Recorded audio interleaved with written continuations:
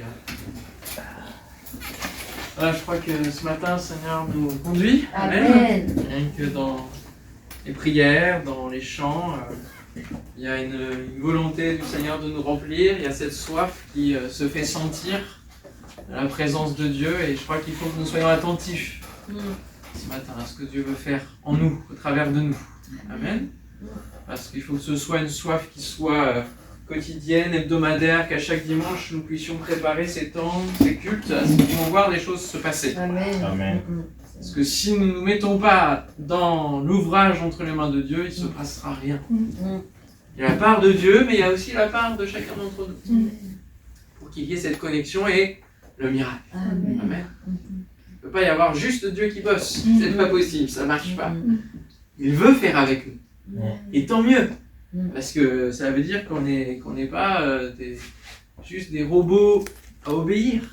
Non, on a aussi une volonté propre, et cette volonté, on la met conjointe à celle du Seigneur, et ça produit quelque chose de bon.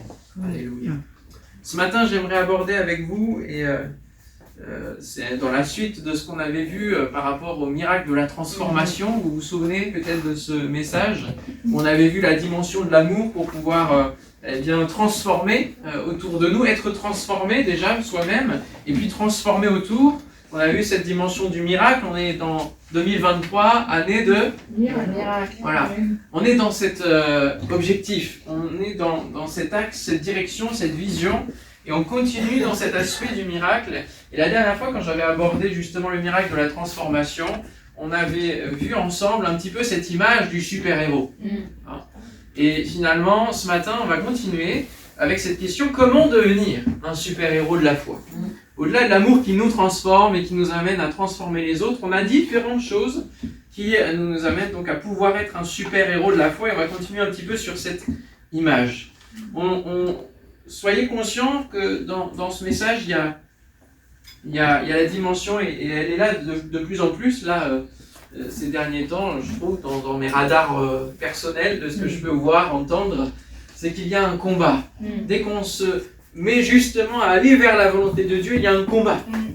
Et finalement, dans la prière du Notre Père, c'est Seigneur, que ta volonté soit faite sur la terre comme au ciel. C'est-à-dire qu'il y ait la même chose entre la volonté qui est au ciel et ce qui se passe sur la terre, que la réalité se mette. Et finalement, on pourrait peut-être ajouter même cette prière que Seigneur, il y ait aucun obstacle entre ma volonté et ta volonté, et qu'elle soit conjointe, qu'elle soit ensemble. Et il y a un combat dès lors qu'on cherche à justement mettre la volonté de Dieu avec la nôtre. Il y a un combat qui va nous empêcher justement et nous faire dériver notre volonté et notre vouloir et notre faire. C'est pour ça que la parole dit que Dieu nous donne le vouloir et le faire. Et il faut le rechercher auprès de lui. Et il ne suffit pas de combattre avec les armes de Dieu au quotidien et de se battre toujours, mais de venir, comme dans ce culte, recharger nos batteries, venir chercher la source qui coule, pour que nous puissions être nettoyés, pour que nous puissions, que la source coule aussi dans nos vies. Alléluia. Et donc il faut voir ce monde avec des yeux spirituels. Beaucoup de personnes sont enchaînées dans les affres du péché. Elles ont besoin de libération. Une transformation, mais d'une libération aussi. Et de la maladie physique au tourment psychique, de la mort spirituelle aux portes ouvertes sur le monde des ténèbres, les hommes et les femmes que nous rencontrons, qui nous entourent, ont véritablement besoin d'une libération dans tous ces domaines-là. Et nous sommes appelés par notre Maître à les libérer. Pendant qu'on chantait maintenant Seigneur, fais connaître le nom, je me disais, mais en fait le Seigneur nous répond, c'est à vous de faire connaître mon nom. Je l'ai déjà fait connaître. Je me suis révélé aux hommes. Une fois, en venant sur cette terre, en mourant sur la croix. Et maintenant, je vous appelle à faire connaître mon nom, à le proclamer. Alléluia. À faire connaître cette bonne parole, à aller et prêcher la bonne nouvelle, une parole de vérité, une parole qui affranchit. Amen. Et derrière cet appel, il y a des miracles qui accompagnent ceux qui croient. Et oui, c'est comme ça qu'on devient un super-héros de la foi. Il y a la dimension de la foi. Si tu crois, tu verras la gloire de Dieu. Alléluia. Tu verras Jésus. À Marie qui pleurait son frère. Tu verras la gloire de Dieu. Marc 16, versets 17 à 18. On a, suite à l'appel de Jésus à ses disciples, la liste des miracles qui accompagneront ceux qui auront cru. En mon nom, ils chasseront des démons, ils parleront de nouvelles langues, ils saisiront des serpents, s'ils boivent quelques breuvages mortels, il ne leur fera point de mal, ils imposeront les mains aux malades et les malades seront guéris. Alléluia.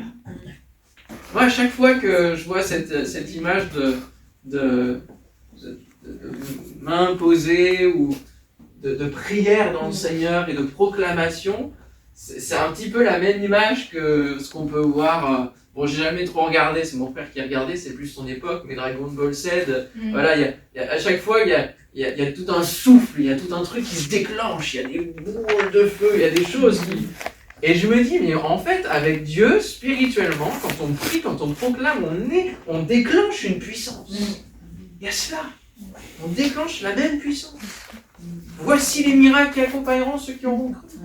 Et quand ils sont allés prêcher, la parole nous dit que le Seigneur accompagné, confirmé par des prodiges, des signes et des miracles. Voilà ce qu'est le super-héros de la foi. Voilà ce que vous êtes chacun de vous appelé à être. Celui qui croit, c'est la base. On verra cela. Mais ce n'est pas suffisant. Il y a encore plus à découvrir avec le Seigneur. Et j'aimerais nous inviter ce matin à chercher, à aspirer à la vie de l'esprit. C'est quelque chose de capital. Nous disons une église pentecôtiste. Ça veut dire quoi, pentecôtiste? C'est qui manifeste les dons de l'esprit. Eh oui, ça vient de Pentecôte. La Pentecôte, qu'est-ce qui s'est passé à la Pentecôte? Il y a eu la réception du Saint-Esprit. La vie de l'esprit. Il y a 3 étapes dans la vie de l'esprit. Pour une transformation d'un homme tout simple en super-héros de la foi, eh bien, il y a d'abord le Saint-Esprit avec vous. Et ça, c'est la situation des disciples quand ils étaient en compagnie du Seigneur, avant qu'ils soient passés par la croix. Le Saint-Esprit était avec eux, en compagnie d'eux. Et ça, on le lit dans Jean chapitre 14, verset 16. Si vous voulez venir avec moi dans Jean 14, verset 16, Jésus explique justement, c'est un peu ses dernières paroles, avant de passer par la croix. Il va confier un petit peu son cœur, et aussi son appel aux disciples à apporter du fruit, à être connectés, à demeurer à Jésus, parce qu'il sait que comme il veut partir, il y a un risque de déconnexion du sarment et des sarments avec le cep. Et donc dans Jean 14, 16, il est dit « Moi je prierai le Père, et il vous donnera un autre consolateur, afin qu'il demeure éternellement avec vous. » L'esprit de vérité, on retrouve cette vérité qui a franchi, que le monde ne peut recevoir parce qu'il ne le voit point et ne le connaît point. Un super-héros, personne ne sait quelle est sa réelle identité, qui il est. Non, il y a le masque. Voilà. Le monde ne peut pas le recevoir, il ne le voit point et ne le connaît point. Mais vous, vous le connaissez car il demeure avec vous. Et voici la promesse future, il sera en vous. Je ne vous laisserai point orphelin. Je viendrai à vous, encore un peu de temps et le monde ne me verra plus. Et vous, vous me verrez car je vis et vous vivrez aussi. Alléluia.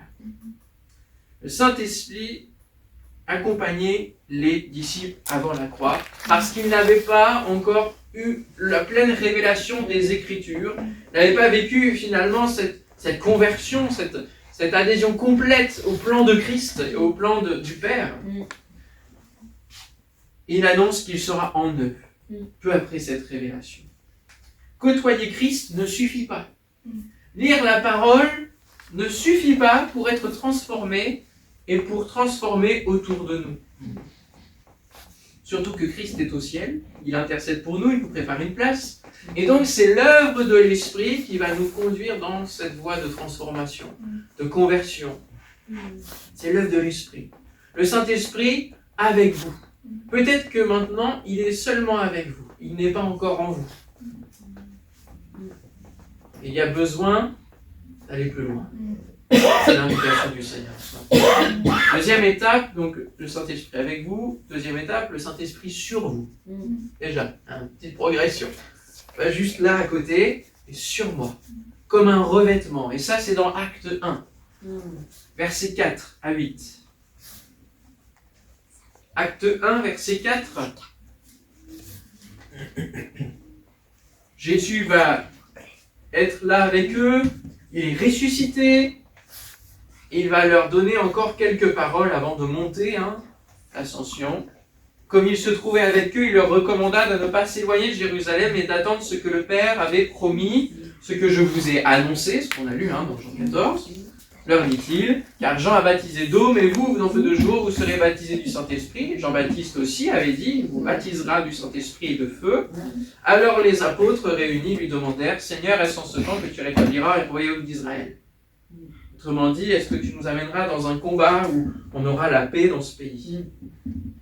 Il leur répondit, ce n'est pas à vous de connaître les temps ou les moments que le Père a fixés de sa propre autorité, mais vous recevrez une puissance, le Saint-Esprit survenant sur vous, et vous serez mes témoins à Jérusalem, dans toute la Judée, dans la Samarie, et jusqu'aux extrémités de la terre. Il faut préciser ici que il est peut-être évident que les disciples n'avaient pas encore compris l'objectif de Dieu, l'objectif de Jésus, qu'il ne s'agissait pas d'un combat charnel, humain, physique, contre les Romains occupants d'Israël, mais qu'il s'agissait de répandre la bonne nouvelle, d'affranchir, et qu'il y avait un combat dans le monde spirituel. Et eux, peut-être qu'en entendant vous recevrez une puissance, ils se sont dit, ok, on aura la puissance de Dieu pour les terrasser, comme il l'a donné à nos pères, en son temps, pour avoir les victoires, sur Jéricho, sur d'autres choses. Et ils ne s'attendent pas à ce qui va se passer, à comment ils vont être utilisés. Et il y a cette œuvre de transformation. Et de la même manière, pour nous, si le Saint-Esprit est juste à côté de nous, eh bien, nous ne pouvons pas bien comprendre ce que Dieu veut faire avec nous, personnellement, dans nos vies. Quel est le plan de Dieu pour nous? Comment décrypter ce qu'il nous communique? Nous avons besoin qu'il soit sur nous. Nous avons besoin de cette puissance. Le Saint-Esprit survenant sur vous. Et pour cela, il faut faire quoi? Entretenir sa vie de prière. Là, précisément dans les actes. Qu'est-ce qu'ils devaient faire pour le recevoir? Attendre. Attendre à Jérusalem. Attendre activement. Ils se sont réunis dans la chambre haute, ils ont passé 10 jours. Peut-être pas 10 jours complets à prier, mais ils sont passés 10 jours dans cette chambre haute à 120 et peut-être qu'il y a eu des explications, peut-être des demandes de pardon, peut-être que... Parce qu'entre les disciples, il y avait quand même des esprits de compète, il y avait pas mal de choses. Et peut-être que le Seigneur a travaillé pendant ces 10 jours le cœur des disciples. Et puis au jour de la Pentecôte, parce que ça devait concorder aussi avec toute l'image de l'Ancien Testament, eh bien le Saint-Esprit est descendu sur eux. Alléluia. Et plus que sur eux, et c'est la troisième étape. Maintenant qu'ils ont compris la mission de Christ, ils entrevoient leur mission et il faut que Jésus s'en aille pour que le Saint-Esprit les saisisse et les remplisse. C'est la troisième étape. Le Saint-Esprit en vous. Il y a besoin donc d'un revêtement de puissance, mais il ne faut pas oublier que le Saint-Esprit est plus qu'une puissance. Et bien souvent, on a réduit la personne du Saint-Esprit à une puissance. Ce n'est pas qu'une puissance, ce n'est pas un fluide. C'est une personne avec qui on communique, avec qui on travaille. Nous sommes le temple du Saint-Esprit et il nous construit, il vit en nous. Ce n'est plus moi qui vis, mais c'est Christ, l'Esprit de Christ qui vit en moi. Troisième étape, donc le Saint-Esprit en vous. Et là, on va aller donc dans Acte 2, le chapitre d'après, au verset 1er. Le jour de la Pentecôte, la fête moisson, une fête juive. Ils étaient tous ensemble dans le même lieu. Tout à coup, il vint du ciel un bruit comme celui d'un vent impétueux. Il remplit toute la maison où ils étaient assis. Des langues semblables à des langues de feu leur apparurent, séparées les unes des autres et se posèrent sur chacun d'eux. Et ils furent tous remplis du Saint-Esprit. Alléluia. Et se mirent à parler en d'autres langues selon que l'Esprit leur donnait de s'exprimer. Alléluia. Voilà la troisième étape, le Saint-Esprit en vous. et le Saint-Esprit en vous, ça ne peut pas vous laisser indifférent, ça ne peut pas, on doit voir la différence entre le Saint-Esprit à côté de vous et le Saint-Esprit en vous. Il doit y avoir une différence. Et on le voit ici, ils sont remplis comme quelque chose qui vient couler et qui vient jusqu'à déborder. Et le débordement, c'est le parler en langue. Voilà. Ça déborde. Alléluia. Le vide qui a été fait parce que le péché remplissait, parce que la vie d'avant remplissait, le vide qui a été fait par le Seigneur au moment de la conversion, il a besoin d'être rempli. Sinon, il va se remplir à nouveau d'autres choses. De liens, de chaînes, du péché qui veut revenir. Et donc, il faut remplir. Il faut remplir du Saint-Esprit. Il faut dire, Saint-Esprit, remplis-moi. Jésus envoie le Saint-Esprit. Père, fais descendre ton esprit. Alléluia. La cape ne suffit pas. Le revêtement ne suffit pas. Il faut la puissance à l'intérieur. C'est une véritable habitation et c'est la suite de la transformation. C'est une étape de croissance importante. Il y a 2 étapes de croissance importantes. Pour un enfant, c'est quoi? Où on voit que ça va bien. Et qu'on dit. Ouais. Il marche. Ça, c'est une étape importante, la marche, n'est-ce pas? Les gens demandent alors, ça y est, il marche. Voilà, c'est une étape importante. Parce que s'il ne marche pas, au bout d'un moment, c'est qu'il y a un problème. Ok? Et le deuxième grand développement, c'est La parole. la parole. Il parle. Alors, ça y est, il dit quelques mots. Oui, il dit papa, il dit maman, ouais. La parole. Si vous grandissez bien spirituellement, à un moment donné, vous devez parler en langue. Vous devez apprendre à parler dans le Saint-Esprit. Nous avons les mêmes parallèles que dans le monde physique. Le Seigneur ne nous emmène pas sur des choses incompréhensibles, mais il prend ce qu'il a déjà créé et mis en place, en fait. Parce que la croissance physique, c'est lui qui l'a créé quand même. Et la même chose est en parallèle dans le monde spirituel. Parler en langue est une étape importante. Qui, ce matin, a besoin de recevoir le Saint-Esprit dans sa vie? Alléluia. On prie maintenant? Amen. Seigneur, merci pour ton Saint-Esprit qui nous a été donné. Tu ne nous as pas laissés orphelins. Mais Seigneur, tu nous donnes ton Saint-Esprit. Et Seigneur, ce matin, tu vois que certains ont peut-être l'impression d'avoir juste le Saint-Esprit avec eux. Ils sont passés par l'étape de la conversion, ils ont vécu certaines choses, ils essayent de comprendre ta parole, mais ils n'arrivent pas à recevoir pleinement ta révélation parce qu'ils ont besoin que le Saint-Esprit soit en eux, coule et déborde, les remplisse et déborde. Seigneur, ce matin, je te prie au nom de Jésus que tu fasses descendre et couler sur chacun d'entre nous et sur ceux particulièrement qui en ressentent le besoin, Seigneur, que ton Saint-Esprit coule. Maintenant, au nom de Jésus, que tu les remplisses, que tu remplisses ce vide. Et Seigneur, si ce vide est déjà plein, Seigneur, par autre chose, que tu revides au nom de Jésus. Seigneur, que tu puisses véritablement enlever, Seigneur, ce qui n'est pas de toi maintenant. Et que ton Saint-Esprit vienne faire le nettoyage et bâtisse des temples à ta gloire au nom de Jésus. Merci Seigneur de remplir et de faire couler jusqu'à déborder, en parler en langue, Seigneur mon Dieu. Donne-leur de franchir cette étape, Seigneur, de la parole en toi, au nom de Jésus. Merci Seigneur de ce que tu fais à partir de maintenant, Seigneur, et jusqu'à ce qu'ils le reçoivent pleinement, Seigneur, dans une attente active. Merci Père de ce que tu le fais, au nom de Jésus. Amen. 3 étapes de la vie de l'esprit, 2 développements pour une marche de l'esprit. On va encore plus loin. Vous pouvez vivre de l'esprit, c'est-à-dire avoir l'esprit en vous, l'esprit qui a fait l'œuvre de la conversion. Mais il y a une autre étape, comme je le disais, c'est la marche. La marche. Et le Saint-Esprit, le Seigneur, nous a donné 2 jambes sur lesquelles tenir. Le fruit de l'esprit et les dons de l'esprit, qui sont composés chacun de 9 particularités. Nous avons 2 listes de ce que le Saint-Esprit produit en nous, et ces 2 listes sont véritablement comme 2 jambes qui nous permettent de marcher. Tu peux vivre de l'esprit mais ne jamais marcher.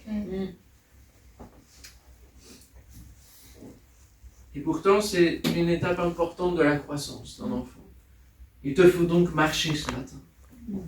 Le fruit de l'esprit, est composé de 9 quartiers. Et on va aller dans Galates chapitre 5, verset 22. Galates chapitre 5, verset 22.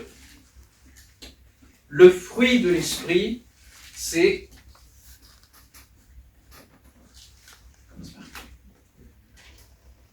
l'amour. On retrouve, c'est la première caractéristique qu'on a vue pour une transformation. C'est la base de toute chose. Celui qui reste parmi les 3 grandes choses, la foi, l'espérance et l'amour, c'est l'amour qui va rester en toute chose. La joie, la paix, la patience, la bonté, la bénignité, la fidélité, la douceur, la tempérance. Alléluia. La loi n'est pas contre ces choses. Ceux qui sont à Jésus-Christ ont crucifié la chair avec ses passions et ses désirs.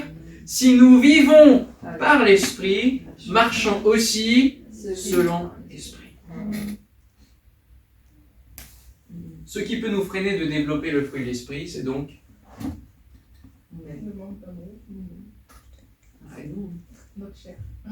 les œuvres de la chair.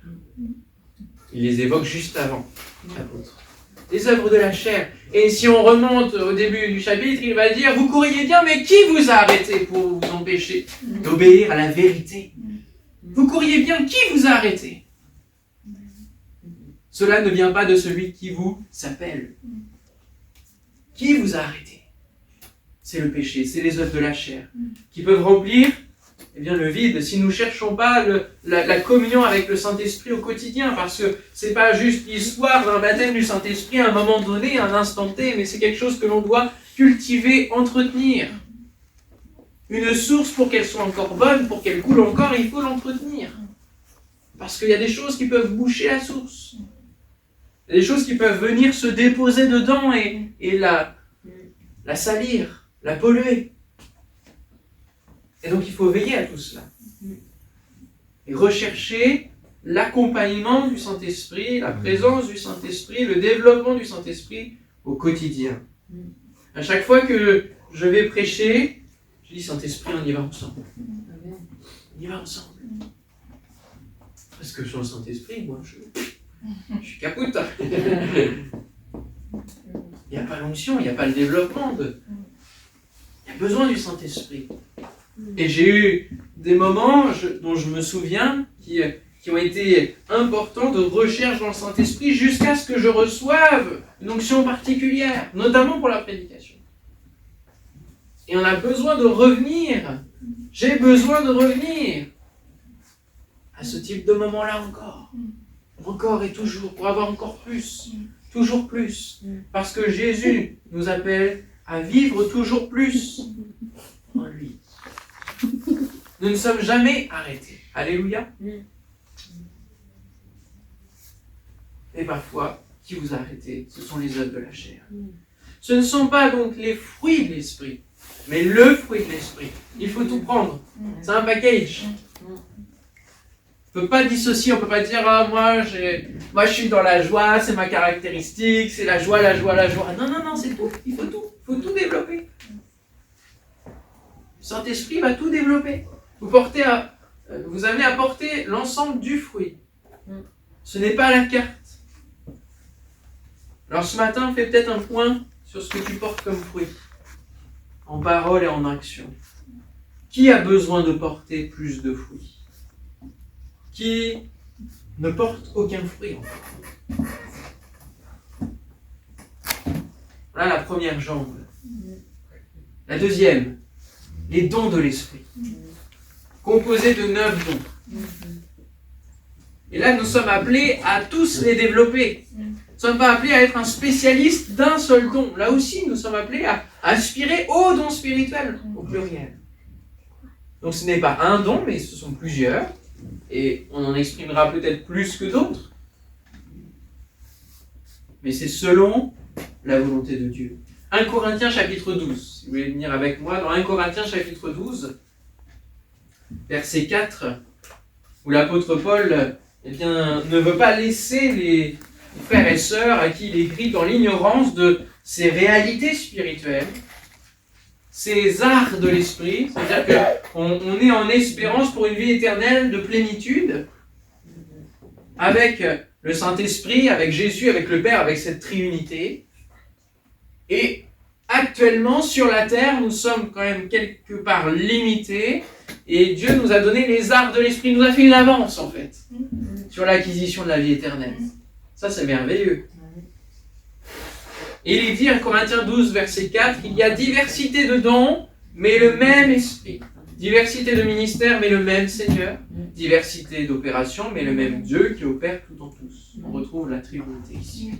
Or, à chacun la manifestation de l'Esprit est donnée pour l'utilité commune. En effet, à l'un est donné par l'Esprit une parole de sagesse, à un autre une parole de connaissance selon le même Esprit, à un autre la foi par le même Esprit, à un autre le don des guérisons par le même Esprit, à un autre le don d'opérer des miracles, à un autre la prophétie, à un autre le discernement des esprits, à un autre la diversité des langues, et à un autre l'interprétation de ces mêmes langues.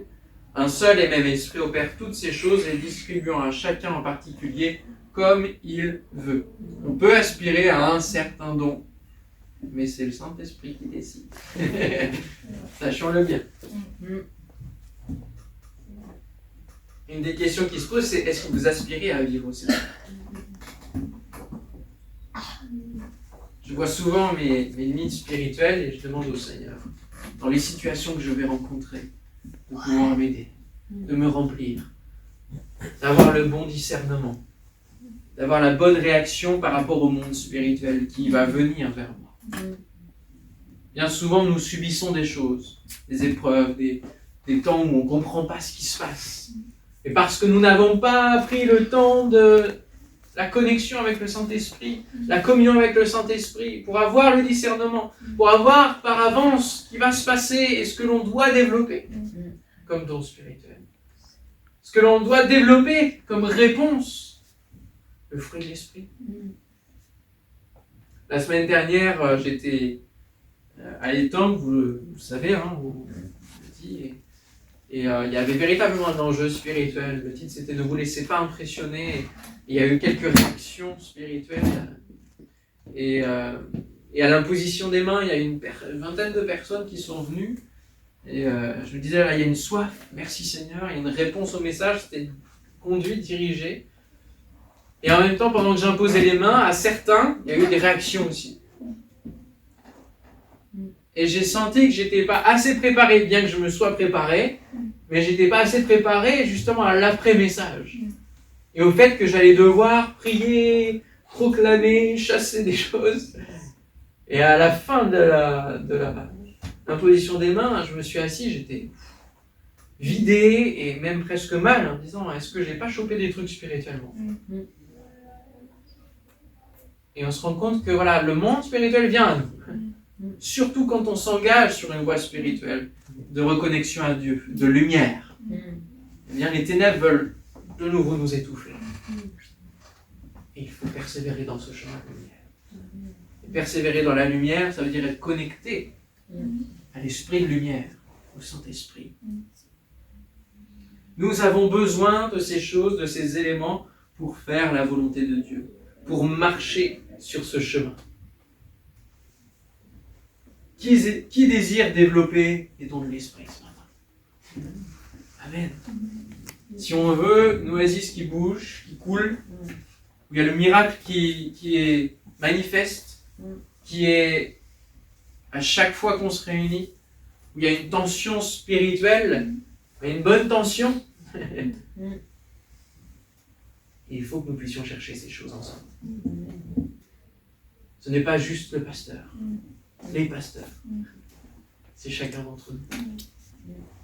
C'est nous tous qui croyons. Et c'est à nous tous que ces choses sont réservées. Amen. Et donc c'est à chacun de nous d'aller les chercher. Pour que lorsque nous nous réunissons, même si nous les cherchons parfois ensemble, lorsque nous nous réunissons, il y a alors une parole qui soit communiquée, comme au début du culte. Qu'il y ait des ministères qui se lèvent, des choses qui soient reconnues. Alléluia. Et certains aient le discernement sur ceux qui nous rejoindront, parce qu'il y aura des loups, il y aura des gens employés par l'ennemi qui viendront au milieu de nous pour casser les choses. Et alors il faudra que nous ayons les dons spirituels pour pouvoir casser l'œuvre de l'ennemi. Alléluia. Nous avons besoin extrêmement des dons spirituels pour nous installer là où nous allons aller. Parce que la tension spirituelle, elle va être là. On a tous besoin d'être armés. Dieu nous envoie dans un lieu qui est désert, mais un lieu où les déserts, vous savez, ils sont remplis. Hein. Il y a les scorpions. Et c'est dans les déserts qu'on chasse les démons. Ouais. C'est dans des terres arides, des lieux arides. Nous allons là-bas. Et donc il va y avoir du ménage à faire. Mais si on n'est pas prêt spirituellement, on va se prendre des murs. Nous sommes le corps et nous dépendons de la tête. La tête, c'est Christ. C'est lui le chef. Et donc nous n'avons pas à craindre d'aller sur ce chemin de la recherche de l'esprit, parce que Dieu est avec nous. Et si nous sommes donc dépendants de la tête, eh bien l'esprit, le Saint-Esprit va donner, donc c'est comme une sève qui coule du sève vers les sarments. C'est une connexion qui se répand dans l'ensemble du corps. Alors vous sentez-vous comme un muscle affaibli de ce corps? Si oui, eh bien il faut rechercher ces choses ce matin. Il faut croire que Dieu peut et veut vous utiliser à travers des dons de l'esprit.